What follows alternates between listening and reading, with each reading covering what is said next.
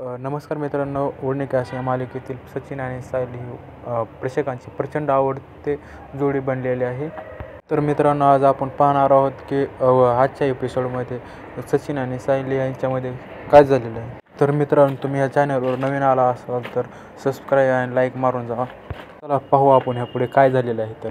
तर सायली ही तिच्या सासूवर रागून रूममध्ये जाते. रूममध्ये जाऊन कपाटातून पैसे काढते.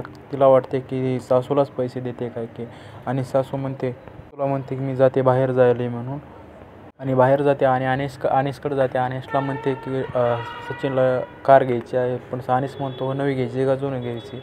मग अनिस सायली ही जुनीच कार घेतलेली चालेल. त्यानंतर अनिस आणि सायली हे दोघं कारवाल्याकडे जातात आणि कारवाल्याला विचारतात ही कार चांगली आहे म्हणून.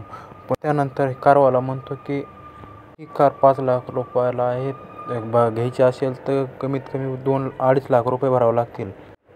तर पैसे भरण्याकरिता कमी पडत असल्यामुळे सायली ही तिच्या बहिणीला कॉल करते आणि ती म्हणते की आपल्या वाड्यामधील पैसे भेटतील का.